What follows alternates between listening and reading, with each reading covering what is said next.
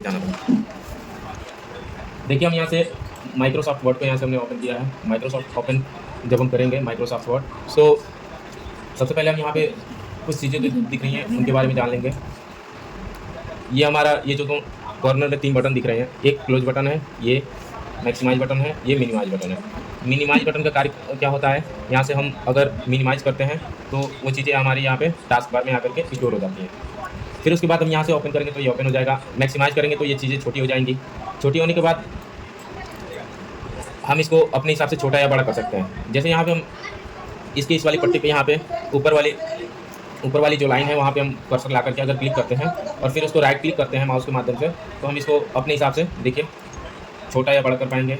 फिर इधर से भी उसी प्रकार से हम देखिए इसको चाहें तो हम छोटा कर सकते हैं, जितना छोटा करना हो उतना छोटा कर सकते हैं। फिर उसके बाद इस तरीके से बड़ा कर सकते हैं। चलिए हम अभी इसको बड़ा करते हैं और फिर बताते हैं। अगर ये सभी चीज़ों के बारे में बता दें तो इसे रिबन बोलते हैं, ठीक है। और ये जो हमारा जूम आउट बटन है यहाँ पे प्लस माइनस, यहाँ पे देखिए यहाँ से हम पेज को जूम कर सकते हैं। और सबसे अधिक जो जूमिंग होता है, ये क्वेश्चन काफ़ी ज़्यादा बनता है मतलब एग्जाम में कि माइक्रोसॉफ्ट वर्ड में सबसे अधिक जूमिंग कितने परसेंट का होता है, तो 500% की जूमिंग सबसे अधिक होती है माइक्रोसॉफ्ट वर्ड में। और सबसे अगर कम की बात करें तो यहाँ पे हम चेक कर सकते हैं, सबसे कम 10% की जूमिंग बनती है, ठीक। मतलब इतना छोटा हो सकता है और 500% तक बड़ा हो सकता है, ठीक है। और उसके बाद बता दें कि फ़िलहाल में हम इसको 100 पर रखेंगे, 100 पर रखते हैं, 108% पे। और उसके बाद ये जो हमारा दिख रहा है ऊपर, ये इसे रूलर बार बोलते हैं। रूलर है ये हमारा, दोनों तरफ हॉरिजॉन्टल पेज और वर्टिकल पेज दोनों में आपको देखने को मिलेगा। और यहाँ पे कुछ पेज के बारे में, ये सब पेज और प्रिंट के बारे में कुछ दी होती हैं। खैर इसके बारे में अभी हम लोग बाद में चर्चा करेंगे, लेकिन फिलहाल में अभी हम यहाँ पे आते हैं कॉर्नर पे। यहाँ पे कॉर्नर पे हमारा W करके आइकन बना है। मतलब ये क्या है कि एक तरीके से होम है विंडो बटन का, मतलब माइक्रोसॉफ्ट वर्ड का। पहला यहाँ पे दिया है रिस्टोर दिया है, फिर मूव दिया है, साइज दिया है, मिनिमाइज दिया है और मैक्सिमाइज दिया है। जो कि हम यहाँ पे इसके बारे में आपको बता चुके हैं, मिनिमाइज, मैक्सिमाइज और क्लोज बटन के बारे में। ये तीनों चीज़ के बारे में हमने बता चुका है। और साइज़ के बारे में भी हमने बता दिया है कि कैसे छोटा या बड़ा करते हैं। और फिर उसके बाद रही बात मूव की, तो फिर इसमें हम बताएंगे आगे। और रिस्टोर का मतलब होता है मतलब इसको रिस्टोर करना।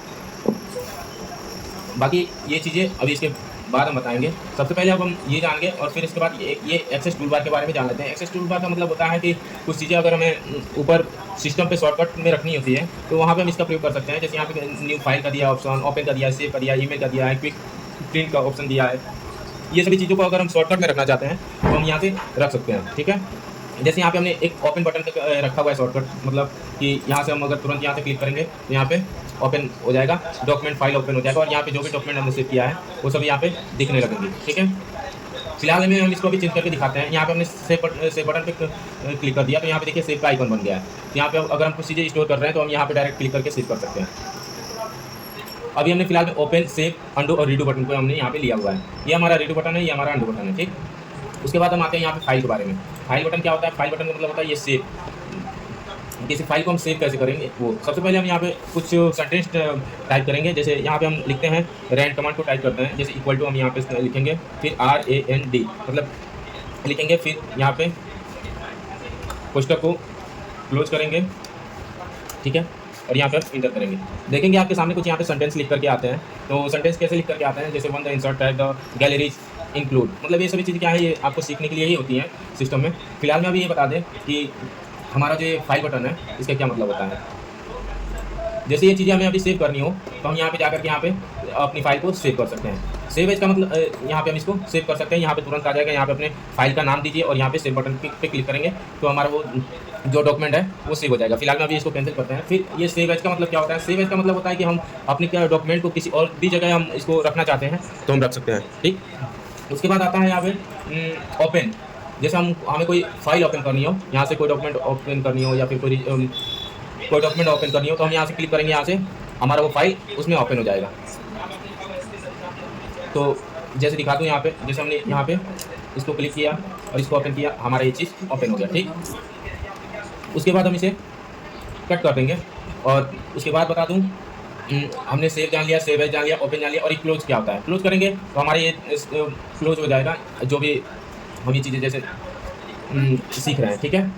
और ये इन्फो है, इन्फो में आ जाता है, रिसेंट आ जाता है, न्यू आ जाता है। पेज को अगर नया लेना होता है तो हम यहाँ पे न्यू पे क्लिक करेंगे। यहाँ पे आपके सामने दे देगा ब्लैंक डॉक्यूमेंट, यानी हमें ब्लैंक पेज लेना है, मतलब सादा पेज लेना है कि मतलब किस टाइप का पेज लेना है। तो हम यहाँ पे नया पेज एक ओपन कर सकते हैं। इस पर क्लिक करेंगे तो हमारा एक नया पेज ओपन हो जाएगा। और उसके बाद ये है प्रिंट बटन। प्रिंट के लिए एक अलग से वीडियो बनाएंगे हम। फिलहाल में जान लेते हैं कि यहाँ पे हम प्रिंट पे क्लिक करेंगे और यहाँ से पेज सेलेक्ट करेंगे, मतलब जिस तरीके से हमें कितना पेज निकालना है उस तरीके से हम यहाँ पे प्रिंट करेंगे। यहाँ पे अपना प्रिंटर का नाम यहाँ पे शो होगा, वो चीज़ें यहाँ पे देखिए हमारे प्रिंटर का नाम शो होगा, उसको क्लिक करेंगे और उसके बाद प्रिंट कर देंगे। फिर यहाँ पे सेव और सेंड, मतलब अगर कोई डॉक्यूमेंट भेजना हो जो हम बना रहे हैं उसे, तो हम उसे चाहे पीपीटी के माध्यम से, पीडीएफ के माध्यम से, एक्सपीएस डॉक्यूमेंट के माध्यम से, या फिर कोई फाइल हो गया उसके माध्यम से हमको अगर कहीं भी हमें सेव करना है या फिर भेजना है, किसी को सेंड करना है, तो हम यहाँ से पब्लिश कर सकते हैं, ठीक है। और बाकी यहाँ पे हेल्पफुल बटन, मतलब इसके बारे में अगर कहीं से कुछ अगर जानकारी करनी हो तो यहाँ से भी आप क्लिक कर सकते हैं हेल्प बटन से, ठीक है। यहाँ पे आता है ऑप्शंस बटन, यहाँ से कुछ आप लोगों को ऑप्शंस मिल जाएंगे। फिर उसके बाद यहाँ पे आता है एग्जिट बटन, यहाँ से अगर क्लिक करते हैं इसे तो हम माइक्रोसॉफ्ट वर्ड क्लोज हो जाएगा। फिर उसके बाद आते हैं यहाँ पे फाइल बटन के बारे में जान लिया, यहाँ पे एक्सेस टूल बार के बारे में जान लिया। फिर यहाँ पे जो आपके सामने वहाँ पे टाइटल बटन दिख रहे हैं, यहाँ पे डॉक्यूमेंट 5 करके, इसके बारे में जान लिया। और ये सभी चीज़ों के बारे में फिलहाल में जान लिया। अब ये जो दिख रहा है इतना, इसके बारे में जानने की कोशिश करेंगे। यहाँ पे कुछ सेंटेंस टाइप किया हूँ, तो इसको बता दें कि अगर हमें कोई चीज़ यहाँ पे कॉपी करनी हो या फिर कट करनी हो तो हम इसको क्लिक करेंगे यहाँ से। फिर यहाँ पे होम पेज पे आएंगे और यहाँ पे देखेंगे कि कट दिखा रहा है।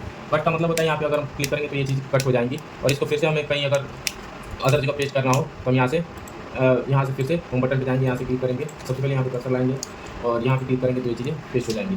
फिर उसके नीचे मान लीजिए कि ये चीज़ें हमें यहाँ पे पेस्ट करनी हो, तो कट करके पेस्ट करनी हो तो हम इसे कट कर दिए। फिर यहाँ से हमें पेस्ट करनी हो तो यहाँ पे ला करके यहाँ पे कर्सर करेंगे, फिर यहाँ पे लाएंगे और यहाँ पे पेस्ट कर देंगे। दूसरी बात बता दें कि कॉपी क्या होती है। तो पहले हम यहाँ पे कुछ सेंटेंस को यहाँ पे कॉपी कर लेते हैं, मतलब ऐसे सेलेक्ट कर लेंगे। फिर उसके बाद यहाँ पे कॉपी वाले ऑप्शन पे आएंगे तो ये चीज़ हमारे कॉपी हो जाएगा। और हमें यहाँ पे इसके नीचे जैसे हमें कॉपी करना है तो फिर यहाँ पे आएंगे, नया पेज लेते हैं कंट्रोल एन करके। यहाँ पे हमने एक नया पेज ले लिया।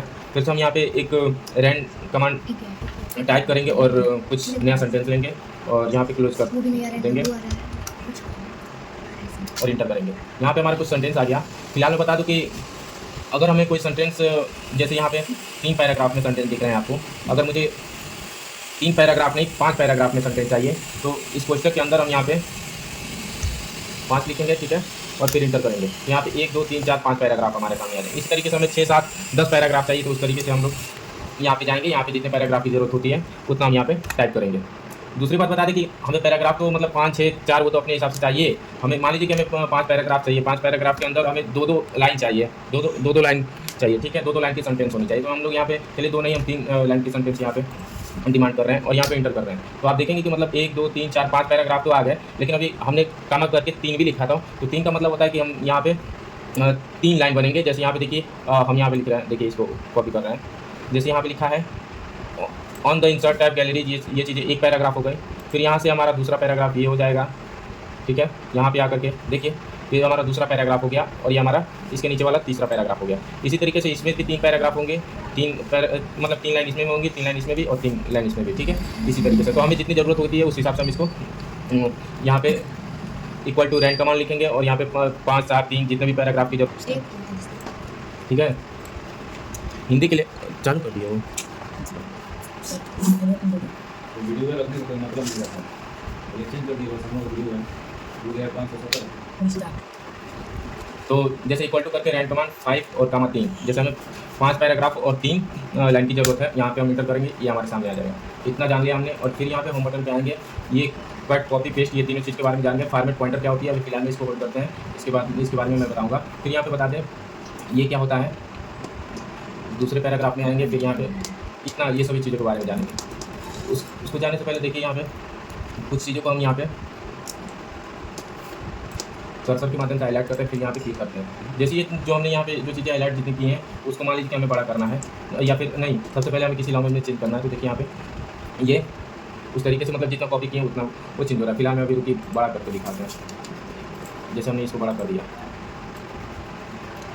और फिर उसके बाद यहाँ से हम फंड को अपने चेंज कर सकते हैं, ठीक है, जिस हिसाब से हम फंड रखना चाहें उस हिसाब से हम इस फंड को रख सकते हैं। और यहाँ से हम बड़ा या छोटा कर सकते हैं। जैसे सबसे छोटा कर दिया हमने, हम देखिए यहाँ पे बड़ा कर दिए, इस हिसाब से बड़ा या छोटा कर सकते हैं। सबसे अधिक यहाँ पे 72 तक हम बड़ा कर सकते हैं। अगर इससे ज़्यादा बड़ा करना होता है तो हम इसको यहाँ पे क्लिक करेंगे ऐसे, और यहाँ पे टाइप करेंगे। जैसे हमें 100 यूनिट करना है तो यहाँ पे क्लिक करेंगे और सेंटेंस ऐसे कॉपी करके देखिए यहाँ पे 100 पे 100 हो जाएगा, ठीक। और फिर उसके बाद आइए हम छोटा कर लेते हैं इसको, छोटा 20। देखिए वापस हम आ गए अपनी जगह पे, ठीक। फिर उसके बाद ये चीज़ें बताते हैं, तो ये क्या होती है, ये धीरे धीरे मतलब छोटा या बड़ा होता है इससे। इसके बटन, इसके साइड में जो ए बटन ए दी हुई है, ये और ए, मतलब दोनों का काम एक ही होता है। एक का काम होता है प्लस जूमिंग करना और एक का काम होता है माइनस जूमिंग करना। जैसे इसको करेंगे तो ये देखो धीरे धीरे ये चीज़ें बढ़े होंगे, मतलब -0.66 करके ऐसे बढ़ेगा, ठीक। और इसी तरीके से इस पर क्लिक करते हैं तो ये भी धीरे धीरे यहाँ से छोटा होगा, और यहाँ से हम तेज़ी से बड़ा या छोटा कर सकते हैं। दूसरी बात बता दें कि जैसे हम इसे कॉपी किए, मतलब इसे क्लिक किए, फिर उसके बाद अगर हम ये हमारा जैसे बोल्ड, हर चीज़ के नीचे शॉर्टकट बटन कीज लिखी हुई हैं, उसको आप लोग को ध्यान पे रखना है। जैसे हमने यहाँ पे बोल्ड पे क्लिक किया तो देखिए चीज़ें थोड़ी बोल्ड हो गई। अभी इसे नहीं समझ में आएगा कि थोड़ा इसको बड़ा कर लेते हैं, जिसे कितना पे रखते हैं, ठीक। तो हमने यहाँ पे क्लिक किया तो ये चीज़ें क्या हुई, ये थोड़ी बोल्ड हो गई ये चीज़ें। फिर इस पर क्लिक करेंगे तो थोड़ा इटैलिक में, मतलब हल्का तिरछा आपका लेटर मतलब सेंटेंस हो जाएगा। फिर इस पर क्लिक करेंगे तो अंडरलाइन हो जाएगा। अंडरलाइन में भी कई सारे ऑप्शन हो जाएंगे। अगर हम यहाँ पे जाके क्लिक करते हैं तो देखिए double underline, single underline, dotted underline, मतलब बहुत सारी चीज़ें आपको देखने को यहाँ से मिल जाएंगी अंडरलाइन में। और उसके बाद आते हैं, हमने इतना सब कुछ जान लिया। अब हम इसके बारे में जानेंगे, इसका क्या मतलब होता है। उसके लिए हम अपने थोड़ा पीछे जाएंगे।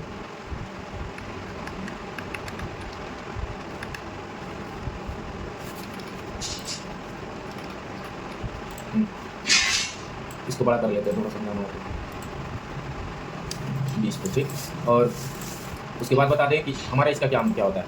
जैसे मान लीजिए हमें लग रहा है कि ये कोऑर्डिनेट जो लिखा है ये हमारा गलत लिखा है, तो अगर हमें कोई फाइल मैंने बनाया है तो हमें मालूम है कि कोऑर्डिनेट गलत लिखा है, तो हमें अगर इसको बीच से हटाना हो तो होम पे जाएंगे और इस पर क्लिक करेंगे तो यहाँ पे कट करके आ जाएगा।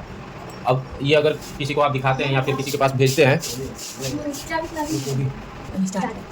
तो हम आपको बता रहे थे कि जैसे हमें ये कोऑर्डिनेट गलत लिखा है, तो कोऑर्डिनेट पे क्लिक करेंगे और यहाँ पे हम आएंगे तो इस पर क्लिक कर देंगे तो देखिए हट जाएगा, और इस पर क्लिक कर देंगे तो इस पर कट का निशान बन जाएगा। इससे हमें ये मालूम होगा ना कि हमने जो सेंटेंस टाइप किए हैं उसमें ये चीज़ गलत लिखे हैं। तो अगर आप किसी को दिखाएंगे तो जान जाएगा कि हाँ ये यहाँ पे गलत हुआ है, तो उन्होंने ऐसा किया है, ठीक है। उसके बाद हम यहाँ पे इसके बारे में जानेंगे। अभी इसके बारे में हम आपको फिर बाद में बताते हैं, फिलहाल में अभी ये सभी चीज़ें जान लेते हैं। ये बता दिया छोटा या बड़ा करना। फिर यहाँ पे क्या है कि इसका काम क्या होता है। जैसे हम पूरा ये सेंटेंस सेलेक्ट कर लेते हैं और हम देखेंगे कि इसका काम क्या होता है। जैसे अगर हमें पूरे सेंटेंस को एक बराबर रखनी हो तो हम यहाँ पे क्लिक करेंगे और देखिए कोई एक सेंटेंस है, ठीक है, यहाँ पे क्लिक करेंगे सेंटेंस केसेस के बारे में, लोअर केसेस के बारे में, अपर केसेस के बारे में, और कैपिटलाइज ईच वर्ड के बारे में, और टुगेदर केस के बारे में। जैसे हमने यहाँ पे कुछ टाइप कर दिया, इसको क्लिक करेंगे, फिर हमें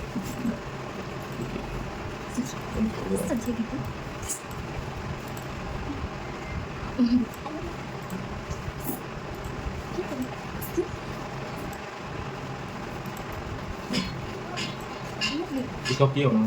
नहीं तो स्टार्ट।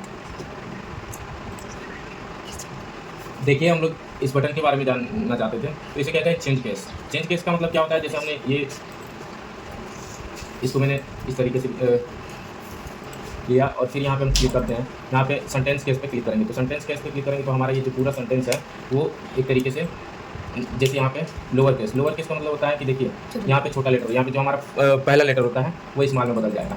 फिर यहाँ पे क्लिक करेंगे, यहाँ से अपर केस करेंगे, यहाँ पे देखिए पूरे सेंटेंस जो है कैपिटल में बदल जाएंगे, ठीक है। और वो इसके पहले वाला क्या था, लोअर केस मतलब सभी ये जितना मैंने कॉपी किया था उतना वो छोटा लेटर में बदल जाएगा, ठीक है। और फिर उसके बाद अगर हमें कोई चीज़ सेंटेंस मतलब पहला जो कैपिटलाइजेशन में करना हो तो देखिए यहाँ पे पूरा कैपिटल हो जाएगा। ये जो भी सेंटेंस लिखे हैं उसका पहला वर्ड जो है, पहला अक्षर जो है वो कैपिटल हो जाएगा, जैसे ओ हो गया, टी हो गया, आई हो गया, टी हो गया, ऐसे करके, ठीक है। फिर उसके बाद टुगेदर केस पे क्लिक करेंगे तो हमारा जो पहला लेटर है वो सब छोटा में बदल जाएगा, और देखिए उसके बाद सभी ये चीज़ें कैपिटल में ही रहेंगी, ठीक है। फिलहाल में अभी चलते हैं, हम अब बैक करेंगे कंट्रोल जेड के माध्यम से।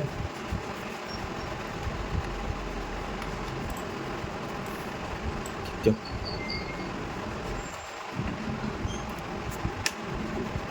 स्टॉप किया हो गया।